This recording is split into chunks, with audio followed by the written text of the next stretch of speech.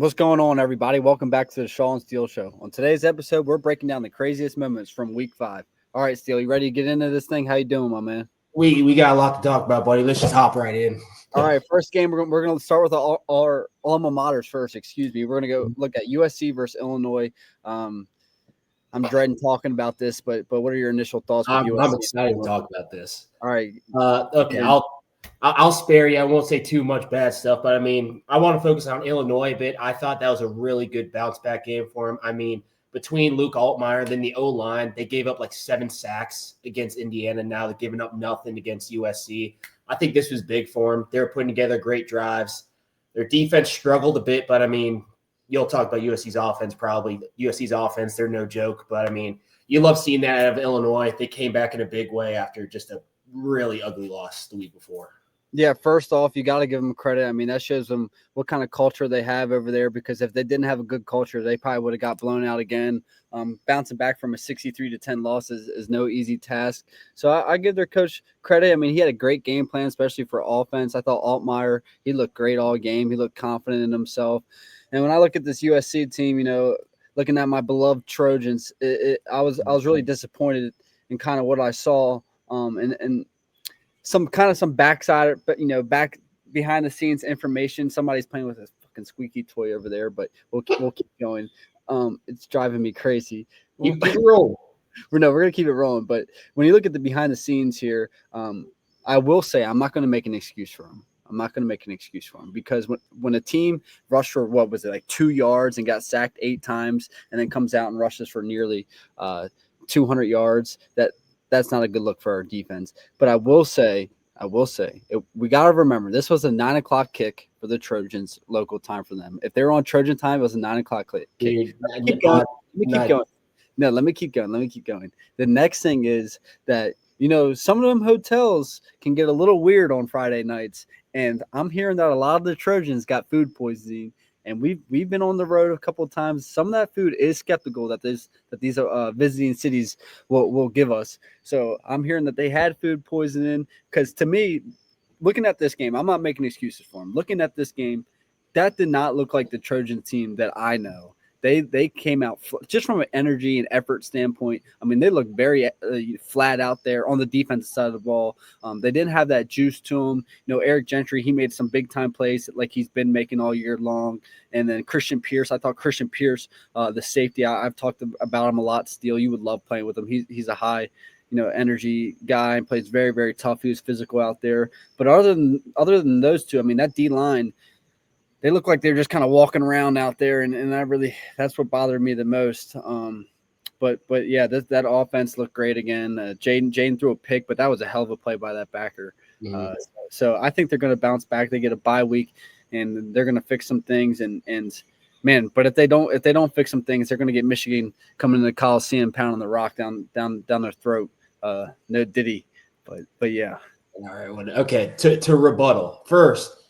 I don't want to hear anything about, it was 9 o'clock your time. You guys signed up to be in the Big Ten. You got to play on Big Ten time. No, I agree. So I don't want to hear that part. No. Second, honestly, if you look at the game and you factor in the fact that Illinois fumbled twice in the red zone, basically, it could have been bad. USC, I was saying this, watching that game, and as much as I love them, I'm going to speak the truth no matter what. They were lucky they had a chance to win that game, because they should have gotten beat. They honestly should have got beat by like 20. It was like a 20 game. That fumble at the end of the first half that they ruled a fumble was not a fumble. I'm sorry. I'm going to call it like I is. That was not a fumble. And I'm telling you, USC, they I feel like it's a cycle you guys get into. It kind of felt like a Caleb Williams team. They go out, they score 40 points, but their defense they can't hang on. The other team scores 41, and somehow they lose. I know. I mean, I that's my squad right there. So I can't say much more about it, but I'm expecting them to go into the bye week, get healthy. Let's get healthy. We have some injuries. Let's figure out the best secondary, best guys on the back end to put out there. Defensive line is much better than what they play. They can do much better. That was unacceptable. I know their coach, Coach Henney, great coach, is going to get after him. Coach Lynn is one of the best defensive coordinators. It's not going how he's planned it this year, but bye week, let's get it right. And they got a chance to bounce back against Michigan. So let's move on to the next game. You with me? Oh, yeah. Let's move on. All right, let's talk about another place near and dear in our hearts, and especially yours, being your official alma mater, and that's the Ohio State Buckeyes. Now, there's a team you got to be proud about. I mean, that defense is – I'll start off because you started off. I mean, that defense is unbelievable. And I tell you what, Arvell Reese is probably my favorite player to watch. Watching those quarterbacks is just getting out of hand. It really is. Having him and Sonny at linebackers and just using them just as spies, it completely eliminates just all scrambling, all running ability of a quarterback, especially a guy like Williams Jr. I mean, he's a guy, he can get out the pocket. He can make you hurt just scrambling around, getting 20 yards here. And I mean, I felt like that was just kind of out of it. No, I mean they don't miss a like they don't when they're spying the guy. I forget. It was maybe the Oregon Penn State game.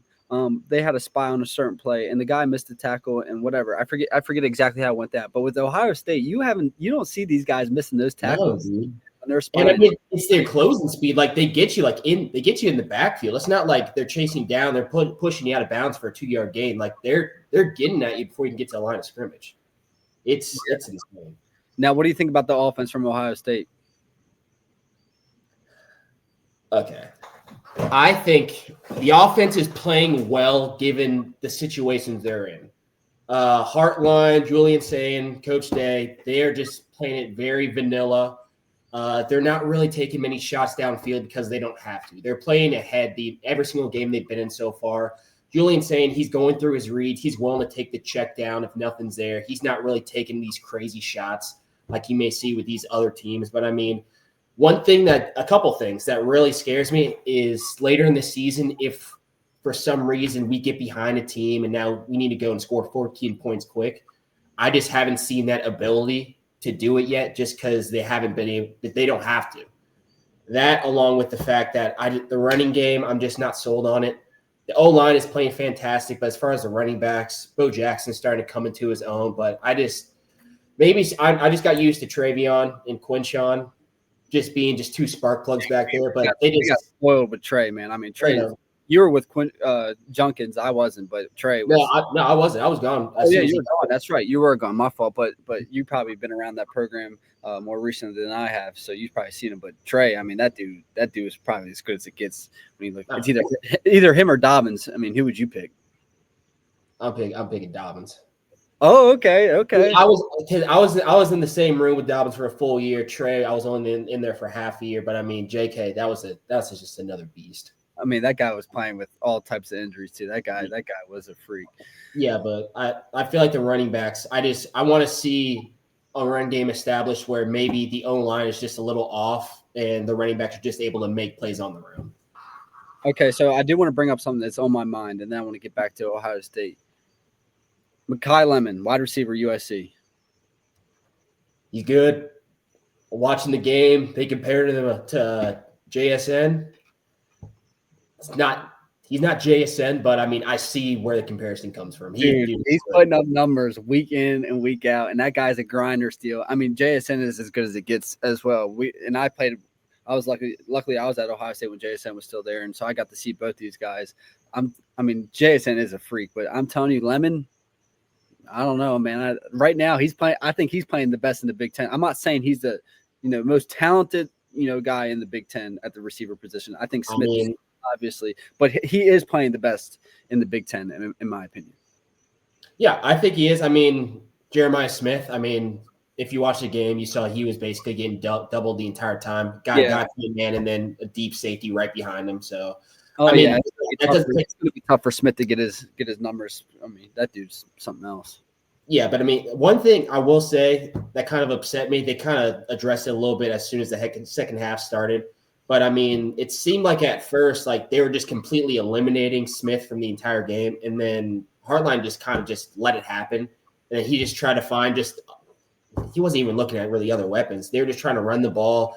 They just kind of completely just crossed him out of their minds. Didn't even think about him. But then second half, they got him going a little bit. And that's whenever you just saw the offense starting to pick up a little more. So I feel like his Hartline just trying to come into his own as a play caller overall. Yeah, But he'll keep growing. It's growth. I mean, new play caller. I think Sands, he's for what he's doing. I think he's like the perfect fit for the team they have right now. He's running that offense as well as he can run it, and I like what I'm seeing out of. I love it. He's playing fantastic. It's just I just want to see the ability to just be more of a gunslinger if you have to be. If you get down in the game and you need to score points fast. So Washington, was that a quality opponent, after watching the game, or did you think they kind of sorry? I think it's a quality opponent, but it's just Ohio State just had answers for just everything they had. Mobile quarterback. They've got linebackers that can chase him down. Yeah. A great running back. Ohio State's front seven just dominated the entire game. I mean, Curry played really well. Curry played fantastic. K-Mac, you never met K-Mac. No, I never met K-Mac. Big Greasy in the middle. He played fantastic. Those two, the entire D line, dude, they were on it the entire day. Yeah, no, I think they had the most impressive win other than Oregon in the Big Ten, in my opinion, this past weekend. And that brings me to the next team, though, the Oregon Ducks. I mean, I took Penn State. You took Oregon. Let's, give me your initial thoughts on this one, man. Or Oregon scares me. Yeah, if I'm any other team in the country, I'm scared of Oregon right now because what they did was a little batshit crazy. Yeah, just going into a whiteout game at Penn State, and then their defense playing the way they did, Dante Moore playing the way that they did. If you can do that on that stage, a Saturday night game, whiteout, you can do that anywhere in the country. You can drop them in any stadium, and they're going to perform. I'm telling you, Dan, and we talk about this. You picked them last week in our little segment. Mm-hmm. Dan Lanning, it's all Dan Lanning. That team is following his character. That's a crazy dude. Now, I don't know how sober he is because he looks like he's on something on that side. I think that's just pure testosterone.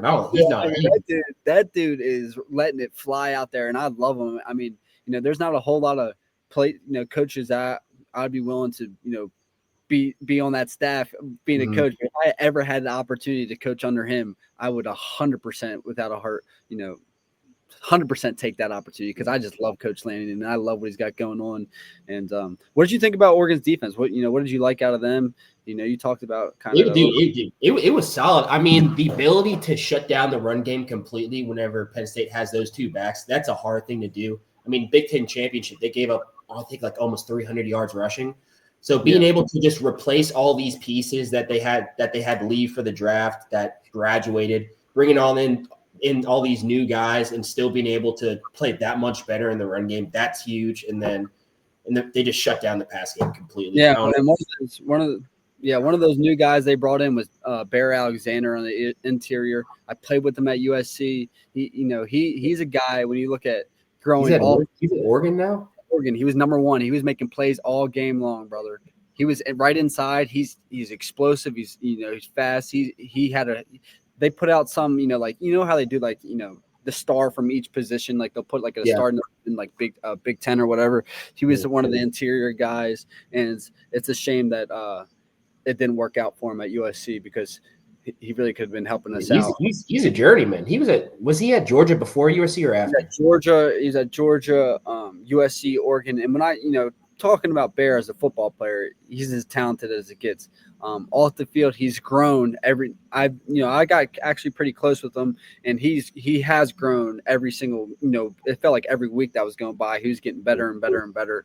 And I think he's really coming into his own more so mentally because he's always had it physically, and he's helping the Oregon Duck team out. Now let's move on to Penn State. We both were kind of we haven't been sold on Aller at all. I just want your thoughts first on Aller, and then I want Franklin, because this is just getting. We've been watching this pretty much our whole lives still when it comes to Penn State and Franklin. And that offense is just a no-show in these big games. I think besides the pick at the end, I think that there was improvement. The first three quarters, they got shut out. But then in the fourth quarter, I think it takes a lot of guts to be able to come back from 17-3, march down the field a couple of times, time to tie the game up. and then get into double OT. But then it's just, I don't know. You really saw just the difference in QB levels at the end, where first play of the second overtime, Dante Moore throws a touchdown. First play for Drew Aller, he throws a pick, and I mean, I think they were in like too high man, but the guy was basically double covered. So he just, I don't know. I will say, Steele. Go ahead. Go ahead. Okay, I will say, Steele. Aller did earn my respect. I will give him that because he did go out there and play really hard. And in that fourth quarter, when they needed, he hits the bomb, and they get a minute 30-second drive, great pass. Then he comes back and he was putting his body on the line, and you could see that it wasn't like he was checked out or anything. You could see that he put his body on the line. He was the competitor and a leader, so he definitely earned my respect. But I'm with you. I think when you look at the quarterback play, Dante Moore, man, that dude's as cool as a cucumber, man. They explained it perfectly on the broadcast. It looked like he was at Tuesday practice. I mean, he was just going through the motion. He was going through the motions, but in a good way. It was awesome to watch. But like back on Penn State, I did a little digging to their record against top 10 teams in the past 10 years. All right, let's hear it. In the past 10 years, their top 10 wins are against Utah. That was with Cam Rising. He got his season-ending injury like early in the game. So Rose Bowl, right? Yeah, I think so. And then SMU and Boise State from last year. Besides that, they have not had a top 10 win since 2016. Yeah, that's crazy. But I feel like every time that, I said this to my dad when we were watching the game. You can speak on this. Sorry, Steele. Ooh, that's loud. Go ahead. Okay. And you can speak on this. When the Penn State Nittany Lions come onto the field and you're looking at them, like they're big. Then when you're playing against them, they're physical, they're strong, they're tough. I mean, they're always like quality-wise, they're always just like when you're playing against them, you can tell that they're a real deal football team. No doubt about it. So it's just like, man, they can't. And it always seems like they lose the same way when they play Ohio State. When they can't move the ball. They can't. It's just the same story on repeat. So let's say you called it. You said you think they go 10-2. There's one loss right there. Let's say they do lose Ohio State, like they do.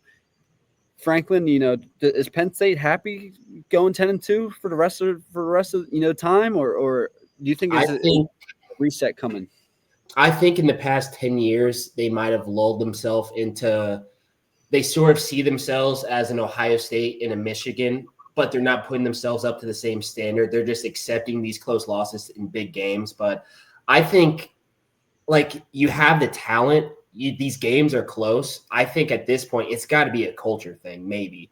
Because if you're taking these games down to the wire and consistently you're losing in almost the exact same way every time, like, you've got the players to do it. It's got to be the head coach or the culture or something. So I would personally, I think I would go out, try to find someone new. I know how big James Franklin is to that program, but I think there's got to be a change, especially if they lose Ohio State. I'll tell you what, if Penn State had Dan Lanning, they weren't losing that game. That's all I'll say. No, dude. I think that's a damn good point. If you switch head coaches, because I mean, you've got talents equate at that point. It's just kind of want to and then coaching. So I feel like guys, I think the reason why I do really like Lanning is because I feel like coaches like that are kind of a dying breed, like that, just intense, fiery, just kind of wear it on your sleeve in the media, on the field, and at all times. So what, would you agree with that statement, or do you think it's a little bit? He's just. Oh no. I agree with it. I don't. He's kind of like a Dan Campbell of college football, in my opinion. They called him Dan Campbell on the broadcast. Did you hear that? Oh, they did. They on accident. Yeah, I remember that. Dan Campbell. No, I mean, it's true. I mean, they just got that thing about him where it just like players just gravitate towards it. Like you got guys wanting to hang out with him outside of football, outside the facility. I think just whatever that is that he has, I mean, it's hard to replicate. I think that's why you're seeing players just be so loyal to him. So I think, just keep doing what he's doing. And I mean, Oregon as a program, I feel like they're just climbing up. Just great things ahead for them. So them and Ohio State clear ahead of everybody at this moment in the Big Ten, or what do you think? I think those two clear ahead. Penn State right there. Michigan, honestly, Michigan's up there, I Our think. Trojans gonna bounce back and whoop them. Watch Dude. at the Coliseum. We got a bye week. October. We got a bye week. We're gonna get stuff right. We're gonna get some guys back. We're gonna fix our mistakes. And I'm telling you, that defense line is a good defense line. They played Justice Haynes is running for 150. October 11th. Coach Lynn's going to dial some stuff up. He's going to get back to what he does best: pressure, stacking the box. October 11th, the Trojans are going to take down the Wolverines and get back on track. But that's it for the Big Ten. You got anything else you want to hit on the Big Ten? Because I'm ready to move on. No. What? Just a take. I think that the Big Ten, their top teams are better than SEC top teams, but the SEC is just much deeper. Okay. I'm guessing we're going to go into some SEC games. Of course, we're heading down. I want to put that out there. Okay, we're heading down south, and the first one we're going to look at is LSU and Ole Miss, and I'm going to be completely honest with you, Steele. I didn't watch any of this game. I don't. You got to take this one 100%. All right. Okay. One thing, my poor granny. She called me. She was motherfucking Nussmeier, and for good reason. Yeah. I mean, I don't know what it is with him. I mean, it's partly due because Caden Durham was out the running back, so they had zero running game whatsoever. But I mean, they've been struggling with that run game. That offense has looked horrible all year.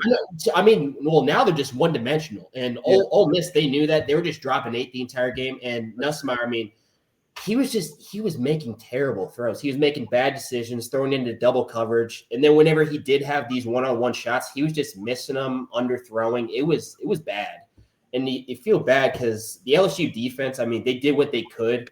Or it was one of those things where, like, you had a bunch of 3 and outs. LSU wasn't moving it, so Ole Miss their offense just slowly just wore down that LSU defense. It was, I don't know, it was a good game. Yeah, that's gotta be frustrating for Blake Baker because that defense has been performing. What weeks? How do you play? He played good, dude. He kind of reminds me of like a Tommy or something. Does he? So I saw a clip. Yeah, I saw a clip like right before like the snap of a play. He started just throwing up. I did see that. And then he tried to catch it. I saw that. I can't blame. He's tired. He's probably thinking like what defense he's in. He's probably thinking he can catch that shit. Yeah, but, I mean, he played well. But honestly, Ole Miss, they're legit. Trinidad campus is legit. He's legit. He looked legit. He's legit. Yeah, dude. Just. They have him on the move. He's making his throws. I mean, the offense looks real, and they were sloppy too. They were still putting points up. They had like 10 penalties like in the first like half or something. Okay, all right, Lane Kiffin. I mean, dude, Ole Miss stock is going up. Yeah, if they keep playing him, I mean, dude, they're good. They're a good team. All right, you ready to move on? Yep. Go for it. Okay, this game, I enjoyed this game. Alabama, Georgia. I'll start this one off since you just covered the whole thing. I tell you what, we talked about how we thought that DeBoer was gaining confidence. We both agreed with that. And I talked about how I liked Alabama in this one because I just felt like both teams are kind of even. But when you look at Alabama, their backs are against the wall. And to me, it looks like something's flipped in them to where it's like they've gone from trying, DeBoer's gone from trying to make sure like everything's like perfect. It's Alabama. I got to, make sure everything's right to just like, he's like, you know what, I'm doing it my way. Here we go. Let's ride. And when you combine that with Ty Simpson, I mean, that dude is a legit Heisman contender. He was came out firing. And then my last initial thought with this is you highlighted this kid. Well, actually I got 2 more thoughts. You highlighted this kid, Brayson Hubbard. The safety, number 18, and we talked about white safeties, but he's putting on for the white safeties because putting on for the good boys, man, dude. He's coming up laying wood. He's coming up and he's got that kind of leadership to him. So I think he's developing into, if he keeps playing how he is and keeps getting confidence every week, he looks like he's that alpha, going to be that alpha on the defense. Simpson, I love him running up and down the sideline. And then lastly, I mean, Kirby Smart. I mean, I understand being aggressive. I love being aggressive, but late in that game, let's go ahead and kick the field goal here. I mean, this is a big game, two even teams. Let's kick the field goal here. What do you think? For that last play? A couple things. One, you got to at least have the thought process of going for it or field goal. That was completely out the door. They were just trying to go fast. And then also, they didn't have the personnel, and they had their third string running back to run an outside zone. Like they bring that guy in and just basically like Mitch Rossi back in the day. They brought him in to just a pass block, but for some reason, I mean, the two other running backs, they had like 200 yards on the ground total. Yeah. And then they just give the ball off to a guy that had like 1 or 2 carries the entire game. They just didn't have the right personnel. I thought it was a bad coaching move on his part at the end of the game. Yeah, I mean, you never know. He could have been thinking about that 1-6 record, man. But that 33 home game win streak in the hedges, as you like to say, that's done. That's cooked. What is that still? Yeah, dude, this is what they were playing the whole damn game. Oh, that right there. You didn't notice this? I didn't even notice that right there. Oh, dude, it's from what's it called? It's from a movie. It's a movie. Yeah, that is from that. I've seen that movie. That's a crazy. Have you ever seen that movie? Mm-hmm. Dude, they were blaring that maybe every other play. Oh man, I don't know how I missed that. That is going to live in Georgia's nightmares now. So moving forward, Alabama. I mean, once again, though, they give up 200 yards rushing. That you're not going to be able to win games giving up 200 yards rushing. You think they're going to win the SEC? You think they're going to have a shot to win the SEC? I mean, what Alabama? What are you thinking? Put the playoff team? Are they making the playoffs? Not. Dude, you got four different teams that could go for the SEC at this point. It's wide open as it gets. Yeah, but I mean, their defense struggled, but their offense. I thought the play calling on offense was beautiful. They were shifting, motioning. They knew exactly what Georgia was in before the play even started. I mean, Ty Simpson, he was a maestro back there. Just that play calling was beautiful. And then the screen to Caden Proctor, my favorite play of the whole year. My God. I love seeing that. He's kind of a semi-journeyman himself, right? Because wasn't he at Alabama? Am I thinking of the right guy? Then he went to Iowa for like a semester. Then he's back at Alabama. You might be right. I don't know. All I know is that first he's supposed to go first round. They were setting that up. They had him moving around. He was motioning a couple times. Yeah. I was kind of confused, like what the hell they're going to do with this, and then they showed it. Split him out wide, screen. Mm-hmm. Penn State did a lot with their, when we were playing them at USC, they did a lot of motioning with, a big boy like that. Oh yeah, dude. Penn State, they always come out doing some weird shit. I think they came in like in a wishbone. I saw that. Yeah, dude. They always do some weird shit with motions. I know it's interesting, but we're gonna talk about this on Thursday. But I really, really hope that Alabama just blows the doors off Vandy and kind of silences that stuff, because you really don't like Diego. Look, Andy, I don't know what it is, but that program just makes me a hater. I don't like being a hater. It doesn't make me feel good. It doesn't make my soul feel good. But is it Vandy or is it Diego himself? It's both of them. It's both of them. And then I'm hearing against Vandy. And then I'm hearing that he's trying to get another year. I mean, like, come on, bro. Like, come on, dude. What? He's probably getting paid a lot. He wants another year getting paid, like hanging out in college. Then he's calling out that singer. I don't even remember her name, but it's just like some singer with Morgan Wallen. Because doesn't Morgan? Oh, Theo Vaughn. Theo Vaughn goes around there. But wait. What about Theo Vaughn? He's trying to get Theo Vaughn to put him on some girl, some singer. It's just like, man, you like this. Like he's in college. I don't. He should be sitting right on here with us. Dude, okay. You need to stop hating. Okay, I get it. He has heavy douchebag tendencies. You saw it in the offseason with like all the podcasts and shit he was on. Yeah, but he's performing. He is performing. I can swallow my pride and give credit where credit's due. I mean, dude, the Vandy Alabama game that's a ranked game now. Who would have thought that? College game day is going there. Are you serious? Serious. College game day is going there. I'm 98% sure. Let me look it up. Hold on, stay right there. Are you looking it up right here?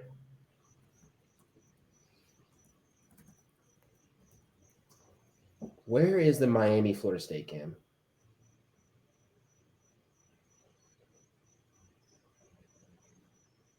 Do you know? Is for the Miami Florida State game, where is that? Let me look. Miami. If it's at Miami, I get it. You can't go to Miami twice in the span of like 3 weeks. It's at Florida State. You got to go to that game. You have to go to that game. They did just cover Miami, though. That game. What's Vandy? I don't know. College Game Day, they have a hard job with picking games. I mean, like last week, how the hell do you pick between Penn State, Oregon, and then Alabama, Georgia? I tell you what, I'm glad they picked Penn State, Oregon though, because that crowd. I mean, it gets that whiteout gets crazier and crazier and crazier. Were you watching both games? I was watching both games. YouTube TV. Did you notice something as far as like maybe production or something? Because the Penn State game just sounded way more quiet than Georgia, Alabama. Yeah, some of those. Well, you heard Lanning come on there. Did you hear what Lanning said after the game? No. He said that. Typically, now I could be wrong, but he was basically saying that typically when you go on the road, when you play Penn State, that crowd, that whiteout is 7 points in itself. That's what he said. They basically start off 7-0 because of that crowd. But he said, to be honest with you, it wasn't much for them. He kind of threw some shade. Now it could have been taken out of context or whatever. Go back and I think he's saying that because did you see the little clip they had of the Oregon O-line communicating like pre-snap? Yeah, were they doing the silent count? That they need to put that in the fucking Louvre. That was I know, dude. I mean, it was just five fatties just pointing shit out, communicating without using words. That got me fired up. That was awesome. No, it did. It did. And then Gary Bryant, I got to shout him out, the receiver. He's another kid from USC. I mean, I would love to see USC retain some of these guys, but because they're going to other places and making plays. I wonder why. All right, Steele. Okay, well, enough of that. I'm good. I'm ready to wrap this thing up. Do you got any final thoughts? I mean, any NFL games stand out to you? Because my Baltimore Ravens, man, I'm devastated. That was bad. No, I was just because there are so many games on. I just shout out a couple. Go Tennessee, Mississippi State. Tennessee, Mississippi State going into Starkville. That's a sneaky place to play. Their offense at Aguilar, their offense in Aguilar, they're playing fantastic. Georgia Tech had a scare. Oh yeah, they did. That would Georgia Tech they're slowly sliding for me because that Clemson game means nothing now. And I mean, they're a one-man show. Yeah, I don't know if they. Did you see Louis? This is going to be good because Virginia plays Louisville. Now we got to keep an eye on Virginia. Louisville was losing to Pitt pretty good, but they came back and won. My boy Miller Moss got it done. Got it done for Louisville. So Louisville is playing Virginia. Yeah, we do.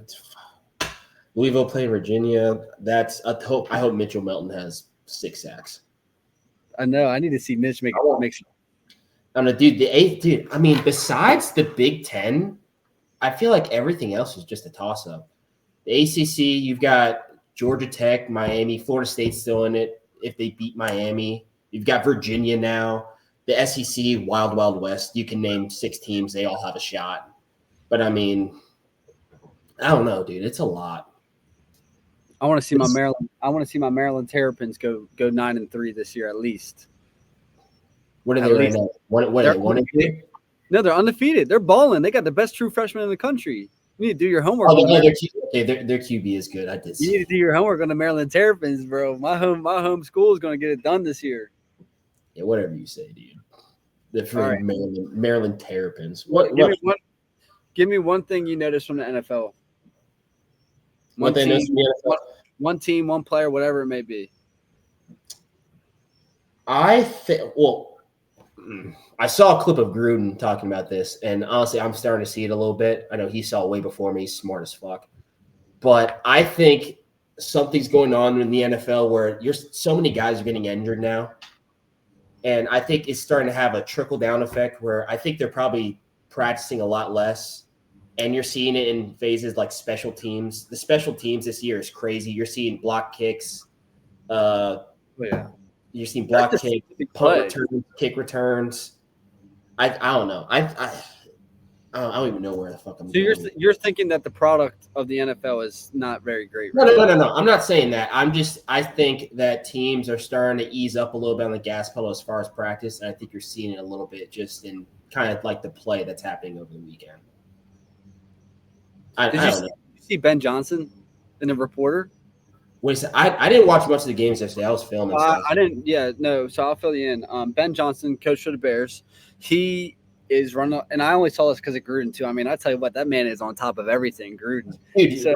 Dude, he talks about everything before you can even think about it. I know. It's So unreal. Ben Johnson, you know how they're interviewing the coaches like in the middle of the games now. I don't like the way they do that. So Keep it pre and post. the lady comes up for CBS and they're losing, I believe. And then, things weren't going great. Well, she comes up to him and she asks him, starts saying like obvious stuff, and he's like looking at her like obviously, and then she asks him, do you need to change some things? And keep in mind, they're not performing too well, so it's like an obvious, and it just sent him pretty much sideways. And there's been a lot of controversy, and of course, in today's state, everybody is like, this is an embarrassment for him. He shouldn't. He's disrespectful, and he intimidated that young lady. Just kind of the standard typical stuff that you see in today's world. But Gruden came out and said it. I saw another guy came out and said it. Gruden said, if that was me, I would have taken the mic and thrown it. That's what Gruden said. Dude, these people that say, he's being so mean, they've obviously never been in the middle of a football game. You can't just flip a switch and now you're just a normal citizen answering these stupid questions in his mind. Yeah. Like in his mind, he's got more important shit to worry about. He doesn't need to be hearing just these generic questions in the middle of the game. Yeah, so, people don't understand that. These guys go into a pretty intense, dark place. There's war, there's fighting, and then there's football. Not too far underneath those two. So they got to start respecting that a little bit, in my opinion. You got to keep it like simple questions, not dumb questions, but like as simple as it gets if you're going to be asking mid-game. Yeah. All right, brother. You good, man? I enjoyed today. Yeah, that was a lot. I'm all good. God, I'm getting fucking mumbo mouth right now. No, you're doing, dude. We're getting better with this. Thursday. Tune in Thursday. Shaw Steel Show is preview back for shows. Yeah, Thursday preview week 6. Are you in for this Thursday preview week 6? I'll be in Florida. Okay. But I'm doing it. I'll be in Florida hanging out. First of all, you're going to be on the beach with your feet kicked up. No. Don't be giving me that shit. I'm going for a wedding, all right? I remember when we were back in club. So am I going to have to tell you everything that's going on this weekend? Okay. I've had a talk with the old ball and chain about it. I'm going to be sneaking around trying to watch some of these games, man. Man, you better download YouTube TV on that phone and be. Don't worry, I already got it, and I think I don't know what time FSU Miami's on. That's the one I want to watch, and then Alabama for Vandy. But 7:30 East Coast time. Miami, Florida State. Fuck. Yeah, you better. Wedding starts at like 6. You better. Oh yeah, you're cooked. Well, it's like all of our fucking work people too. So like I gotta present myself. And, man, that's overrated. That stuff's overrated. Trust me, I know. All right, brother. I love the shirt. I'll still be locked in. Don't worry about me. Dude, I love what you got going over there. You're a true patriot. I got to step up my game, man. Come on, man.